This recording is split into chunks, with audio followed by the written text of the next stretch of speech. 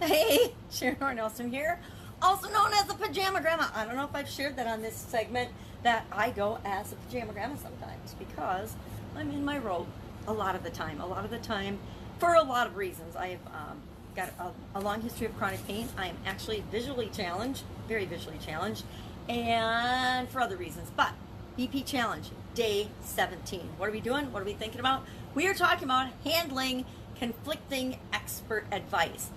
Now, the last couple of days, we've looked at different experts. I picked 3 on purpose. I want you to always have more than one person that you looked at because of the topic we're going to talk about just briefly today, conflicting expert advice.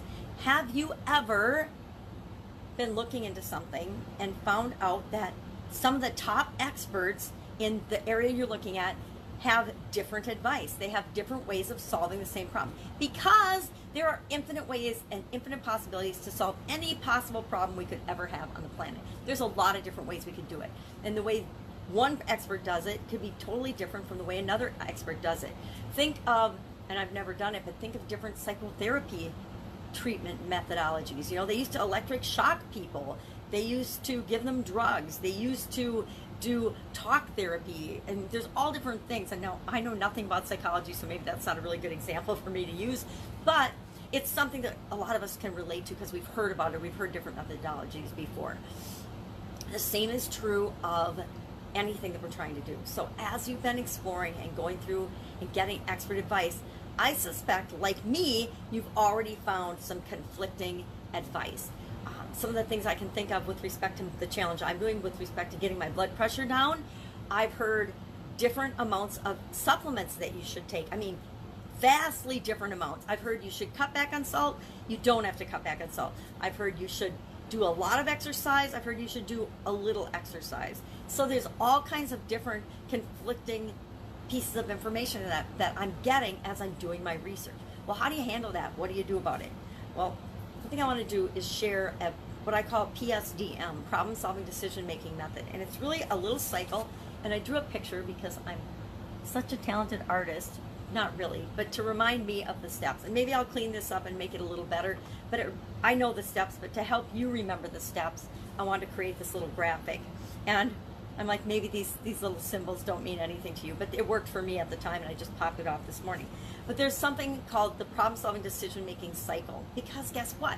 Once we solve one problem, another problem is going to pop up, and we're going to have to do that. So we're going to go through this cycle over and over again of how do we solve problems. Now, it's going to look suspiciously like parts of the challenge that we're doing, right? And that is not a coincidence. It's because problem-solving decision-making is part of the overall how do you get what you want process, right?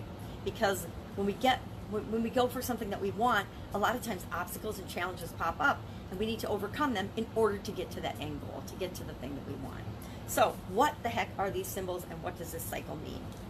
Of course, the first thing we need to do is identify the problem. So say I'm getting conflicting advice. Some other areas you might get conflicting advice. I'm looking at my notes because I wrote down and did the assignment already for myself, and that is, might as well share that with you right now. We are going to look at the information that you've gathered, or actually, I did mine. You are going to look at yours, and you're going to look at the information that you gathered, or just ask yourself the question, okay, what are 3 areas or 3 pieces of advice that I'm seeing, or 3 pieces of information I'm seeing that have conflicting information about them? So for example, me, exercise, sodium, nutrition, I've got conflicting information in all 3 of those areas. I've also got other conflicting information, but those are the 3 that popped into my head first today. And that's all you need to do is say, okay, here's bing, bing, bing, 3 areas where I've seen conflicting information. If you're going for adding more customers to your business, for example, somebody might say, oh, you got to use social media. And another person might say, social media is the worst place to go if you want to add more customers to your particular business. Or they might say, LinkedIn is the best social media platform, and somebody else might say Facebook is the best social media platform. So just quick and easy, 3 areas that you've seen conflicting information on. And then tomorrow we're going to talk about a really quick and dirty specific tool for doing this, but I want to go through quickly the overall process of solving problems and making decisions based on, and especially based on different sources and different pieces of information. So what the heck is the process? Well, first, of course, you have to identify the problem. What are you trying to solve? Me, trying to get my blood pressure down. How do I do that? And how do I do that? One expert says A, B, C, D. Another expert says, here's the 10 things you can do. Another expert says, here's the 15 things you can do. And it gets really interesting, right? And some of those things are the exact opposite of one another. So I want to gather that information. That's the second step. I'm going to identify what is the problem. What are the possible solutions? I'm going to look at all the possible solutions and all the possibilities. I'm going to probably break that down. So when it comes to supplements, for example, with respect to lowering your blood pressure, or nutrition and diets, we're going to talk about nutrition in a couple of weeks for me, but right now, let's just use supplements as an example. As I look at different experts and different advice with respect to what supplements you should take to get your blood pressure down, there's a ton of conflicting advice around that. So how am I going to decide? I'm going to sit down, and it could be super simple or complicated. I'm going to take out a piece of paper and say, this is a supplement, magnesium. This is the amount that each expert recommends. And then I'm going to look at it and think about, and I might have to actually use myself as a science experiment and test different quantities over periods of time to find out what is the right amount of magnesium for me. And I might find that magnesium, no matter what quantity, doesn't make a difference for my blood pressure for me at all. It might work on some people, but it might not work on me. So I'm going to pick one thing. I'm going to test that one thing on myself. I'm going to see what results I get. If I get a result that I like, I'm going to find a way to automate that, bring that into my world, taking magnesium at the certain quantity at a certain time of day, and I'm going to just make that automatic. I'm going to make that a habit.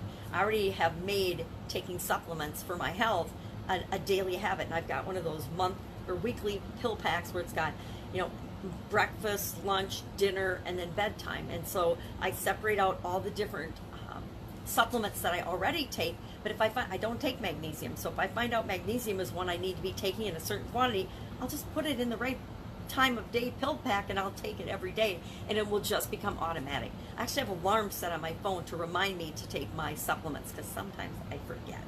So that's the process. Identify the problem, brainstorm possible solution. Let's do this. Brainstorm possible solutions. So that's a little storm cloud. What's the problem? Question mark. Brainstorm possible solutions. Pick one. Test that one. Notice what the results are. A+, it works for me, so I'm going to automate that. This is supposed to be little cogs or little gears to mean automation. And then I'm going to repeat the process for the next thing, for the next piece of information. Today is just to get an overview of that process, and that we're going to be always doing that, and then understand that there's probably a lot more than 3 pieces of conflicting information that you gathered, but just pick 3, the 3 that pop into your head the fastest. Just write them down, and then we'll use them tomorrow for tomorrow's daily challenge to get whatever you want in the next 90 days, to really map out, and not just map out, but to actually take action and do a little thing every day to move you toward what it is that you want. So that's it. 3 things that are conflicting information, and tomorrow I will show you a dead nuts on, easy, super simple way without having to do anything. No fancy equipment, no science, no math, no nothing, just you. All you need to do tomorrow's methodology of handling conflicting information, it's all within you already, so it's super easy to do. Because guess what? Wherever you go, you bring you with you, and that makes the task that we're going to do, or the thing we're going to do, the challenge tomorrow, super duper easy. You can do it anywhere, anytime. All right, have an amazing day. I'll of course be with you tomorrow. If I can help you in any way, hit me up in the comments below. If you have any questions so far, if you're struggling with any step or anything in the process, if I haven't explained it so that you understand it, let me know, and we'll have a little chat about it, so I make sure that we don't lose anybody along the way, because this is too important to you in your life to not just take a couple of minutes every day to make it happen for you. All right, catch you tomorrow. Bye.